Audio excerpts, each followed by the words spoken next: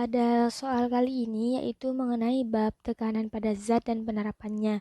Nah, jadi di sini disediakan soal yaitu kapal laut terbuat dari besi tetapi dapat terapung di air. Jelaskan mengapa hal ini dapat terjadi. Nah, jadi untuk mengerjakan soal ini tuh kita harus tahu mengenai prinsip hukum fisika apa yang diterapkan pada kapal laut, kemudian prinsip hukum yang diterapkan pada kapal laut, serta hubungan antara hukum fisika tersebut dengan kapal laut. Nah, jadi kapal laut adalah satu di antaranya mode transportasi air. Kapal laut itu dapat mengapung di air meskipun memiliki massa yang sangat besar. Mengapa kapal laut dapat mengapung meskipun memiliki massa yang besar? Nah, pada konsep hukum Archimedes itu dijelaskan bahwa sebuah benda yang dicelupkan dalam cairan, maka cairan tersebut akan memberikan gaya apung yang besarnya sama dengan berat dari cairan yang dipindahkan.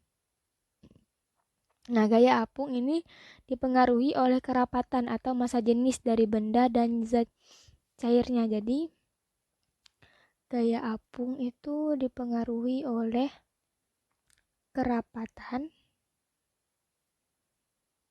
dan juga dari kerapatan dari massa jenis dan benda zat cairnya.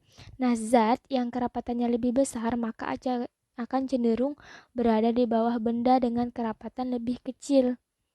Nah, jadi misalkan di sini ada wadah, di sini ada benda dengan massa kecil lebih kecil, itu akan lebih berada di atas atau lebih mengapung dibandingkan benda yang lebih besar massa jenisnya, karena semakin besar massa jenis itu dia akan semakin terdorong ke bawah gitu. Nah, namun kerapatan besi kan lebih besar dari kerapatan air.